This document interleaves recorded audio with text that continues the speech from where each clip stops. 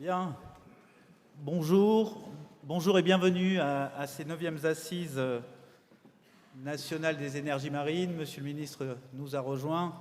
Nous allons pouvoir donc ouvrir ces 9e assises nationales des énergies marines renouvelables, organisées par le syndicat des énergies renouvelables.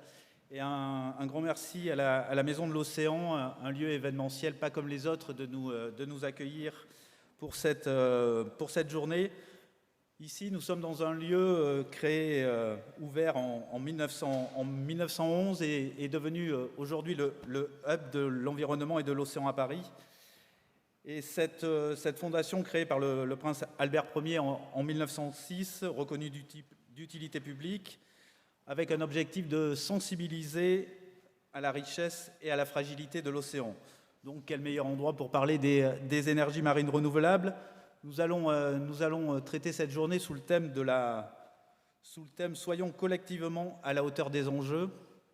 Il s'agira donc, au travers des différentes tables rondes, de se poser la question du « comment fait-on » à l'heure où les planètes semblent alignées entre les décideurs d'un côté et la filière sur les ambitions, avec quelques éclaircissements à apporter, j'imagine, sur les autres énergies renouvelables.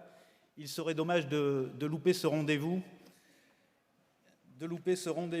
Mais alors comment faire pour accélérer, planifier, relever le défi industriel et fortifier le contenu local cher aux régions et aux territoires. Donc pour ouvrir cette journée, durant laquelle vous pourrez poser vos questions via une application qui s'appelle Imagina, qui est téléchargeable sur vos téléphones portables, avec le QR code que vous avez au dos de vos programmes, ou par SMS, vous avez un numéro, c'est le 06 44 63 16 25. Il n'y a rien à gagner, mais en revanche, nous attendons vos questions. Donc nous avons le plaisir d'accueillir Hervé Berville, secrétaire d'État auprès de la Première ministre en charge de la mer. Et sans plus attendre, je vais passer la parole à Jules Nyssen, le président du CER, pour lancer ces 9e assises nationales des énergies marines renouvelables. Monsieur Nyssen, si vous voulez.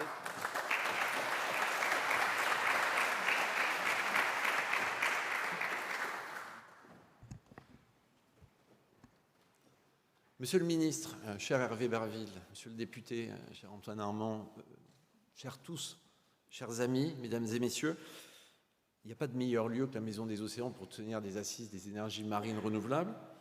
Je suis très heureux de vous accueillir pour cette 9e édition qui s'intitule « Soyons collectivement à la hauteur des enjeux ». Et oui, soyons à la hauteur de ces enjeux, car c'est bien d'un défi collectif dont il est question ici. Il ne s'agit rien d'autre que de réussir notre transition énergétique. Et pour cela, nous devons tous et toutes être animés d'une forte conviction et savoir la partager au travers d'une pédagogie de tous les instants. Et c'est en cela que ce lieu nous semble particulièrement adapté à l'exercice du jour. Car cette transition énergétique va entraîner, et entraîne déjà d'ailleurs, des changements profonds à tous les niveaux de la société. Et pour que nos concitoyens soient acteurs de ces changements, ce qui est la condition de sa réussite, pour qu'ils soient acteurs de ces changements, qu'ils puissent les accompagner, il faut qu'ils en comprennent le sens et qu'ils en comprennent la nécessité. Ce que je vais dire ici n'est pas très original, mais je pense que ce message doit être martelé partout. Nous voyons autour de nous les ravages du changement climatique. Pour éviter d'accélérer encore vers la catastrophe, il est possible d'agir. Il faut simplement, si j'ose dire, réduire nos émissions de gaz à effet de serre. C'est le sens de l'accord de Paris. C'est ce que répètent chaque année les experts du GIEC. Le défi, nous débarrasser des 60% d'énergie fossile sur lesquelles s'appuie encore notre consommation finale d'énergie. Comment faire ? En consommant moins, bien sûr, mais aussi en consommant mieux. Et consommer mieux, ça passe notamment par une électrification massive de nos usages énergétiques. Cette révolution énergétique liée à la lutte contre le changement climatique peut être une chance pour la France, et ceci pour 2 raisons. La première, c'est la souveraineté énergétique, puisque nous nous débarrasserons de ces 60% d'énergie fossile importée. Et la seconde, c'est l'attractivité économique, grâce à une offre énergétique décarbonée, stable et compétitive qui, au-delà de l'industrie, bénéficiera aussi à tous nos concitoyens. Si la France est utilisée et mobilisée intelligemment ses deux jambes, nucléaire et renouvelable, elle peut tirer son épingle du jeu et se trouver parmi les premiers pays en Europe et au niveau mondial en termes d'attractivité. Dans un contexte général de réindustrialisation, c'est un atout non négligeable. La transition énergétique est la clé de la réindustrialisation du pays, et cette réindustrialisation est, comme l'a rappelé le président de la République, le moyen d'atteindre nos objectifs climatiques. En quelque sorte, la boucle est bouclée. Encore faut-il ne pas rater le coche, et nous devons donc, pour y parvenir, produire plus d'électricité, en fait en produire beaucoup plus, et le faire le plus rapidement possible. Car nous voyons bien que l'autre grande ressource disponible, la biomasse, n'est pas extensible à l'infini, alors que le soleil, le vent ou la force de l'eau, eux, sont gratuits et illimités. Dans un contexte de réindustrialisation, la hausse des besoins en électricité est considérable et je ne suis pas certain que tout le monde en ait encore exactement pris la mesure. On parle d'une augmentation de plus de 45% à l'horizon 2035, de plus de 70% à l'horizon 2050. C'est énorme. Mon message est donc très simple. Pour y parvenir, les énergies renouvelables sont incontournables. À court terme, car quelles que soient les décisions qui seront prises en matière de relance du programme nucléaire, celui-ci n'apportera pas de nouveaux électrons avant au mieux 2035, mais à long terme aussi, car ce parc nucléaire, compte tenu des besoins de remplacement, et je rappelle qu'en 2050, 49% des réacteurs auront dépassé 60 ans d'âge, ce parc nucléaire ne pourra à lui seul assurer la couverture de nos besoins dans le futur. Les énergies renouvelables se donnent donc les moyens de relever ce défi. Elles se structurent, elles se constituent en filières industrielles d'avenir. Elles cherchent à consolider les chaînes de valeur sur le territoire national et dans l'espace européen. Elles offrent des emplois et des métiers d'avenir. Les énergies marines renouvelables ont été pionnières de cette évolution industrielle. Vous le savez, la France accueille 4 des 12 usines européennes pour l'éolien en mer et c'est le seul pays de l'Union qui peut fabriquer à la fois des turbines et des pales. Forte de cette capacité, la filière a signé avec l'État, il y a 15 mois, le pacte éolien en mer et on peut en tirer un premier bilan. Ce pacte éolien en mer a permis de donner un cap clair au développement de la filière en fixant l'objectif de 18 gigawatts en service, c'est-à-dire raccordés au réseau en 2035 et 40 gigawatts en 2050 et nous y reviendrons tout à l'heure, nous pourrions aller au-delà. Ce pacte a également fixé des objectifs précis en termes de contenu local et de création d'emplois. Il s'est accompagné d'une charte passée avec les armateurs de France pour consolider un écosystème d'excellence. Eh bien, ce pacte, il est aujourd'hui au cœur de l'actualité puisque le résultat des derniers travaux présentés par RTE et par le secrétariat général à la planification écologique montre bien que le développement de l'éolien en mer est indispensable pour atteindre les objectifs de la transition énergétique. D'ores et déjà, la dynamique des énergies marines est très positive. Le premier parc éolien en mer, au large des côtes françaises, fonctionne depuis plusieurs mois et alimente plusieurs centaines de milliers d'habitants. 5 autres parcs sont désormais en construction, de même que 3 fermes pilotes d'éolien flottant, alors qu'il n'en existe qu'une poignée dans le monde. Les projets d'énergie marine se multiplient et plusieurs machines hydroliennes ou houlomotrices sont immergées dans nos eaux.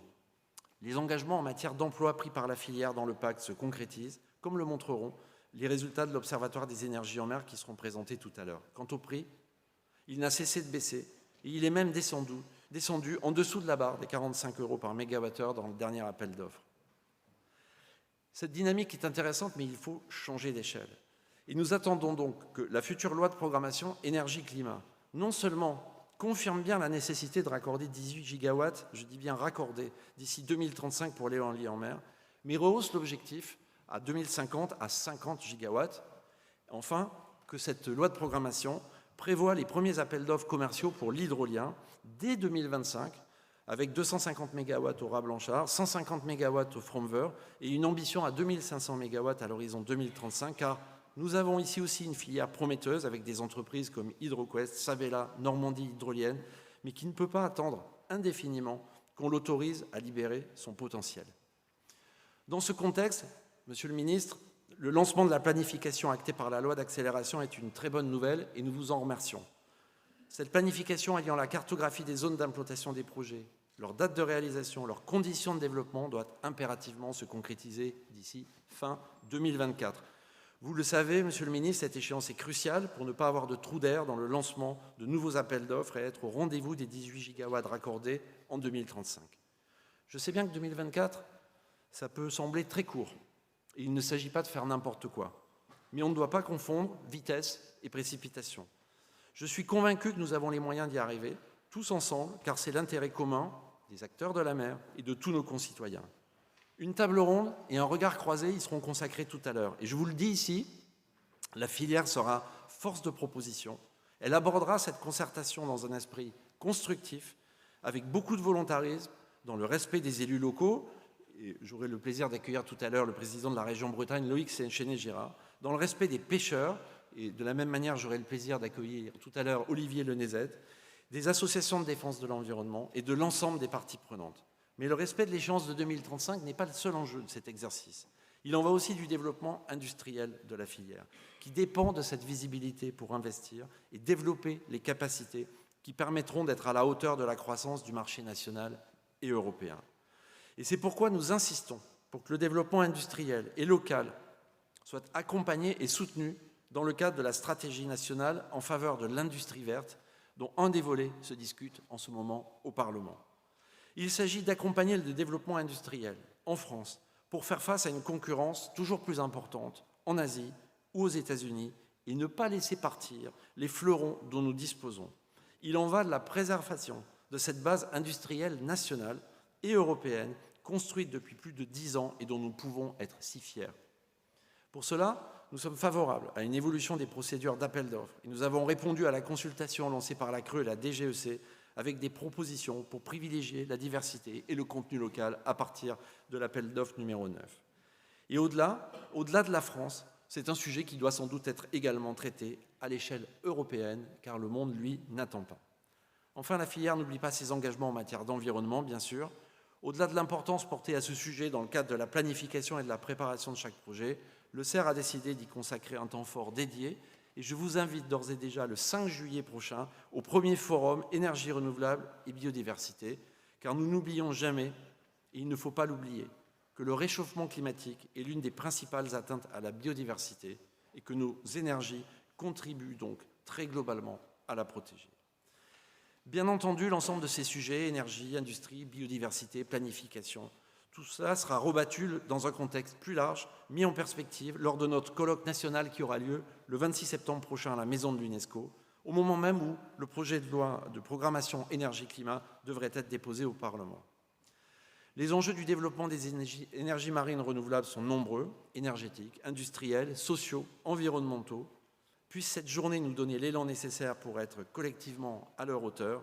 Je vous souhaite donc à toutes et à tous de très belles assises et soyons collectivement à la hauteur des enjeux. Je vous remercie.